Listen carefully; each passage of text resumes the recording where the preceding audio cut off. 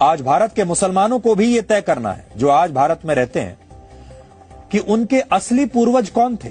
इस्लाम धर्म का उदय 7वीं शताब्दी में हुआ था और इससे पहले भारत में केवल हिंदू, जैन और बौद्ध धर्म के लोग ही रहा करते थे और कोई धर्म के लोग यहां थे नहीं।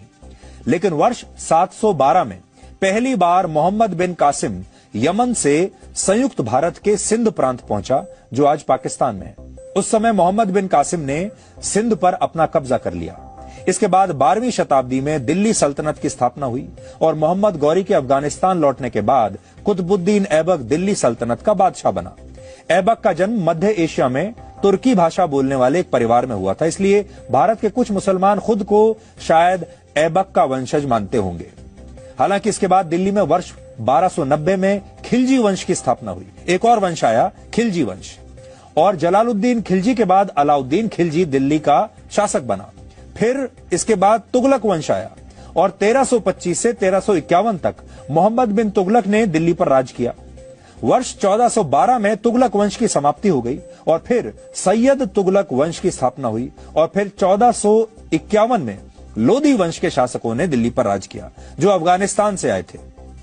इसलिए आज भारत के जितने भी तमाम मुसलमान हैं, आज उन्हें हो सकता है उनमें से बहुत सारे अपने आप को लोदी वंश का भी बताते हों। लोदी वंश के बाद 1526 में मुगल भारत आए, जो तैमूर लंग के वंशज थे। तैमूर लंग मध्य एशिया का एक बड़ा मुस्लिम शासक था। मुगल काल बाबर की ताजपोशी के साथ शुरू हुआ था और उसके बाद बाबर का पुत्र हुमायूं दूसरा मुगल बादशाह बना। हुमायूं के बाद अकबर, जहांगीर, शाहजहां और औरंगजेब का शासन आया। औरंगजेब के बारे में तो आजकल आप बहुत सुन ही रहे हैं और हमारे देश में बहुत सारे मुसलमान ऐसे हैं जो औरंगजेब को ही अपना पूर्वज मानते हैं।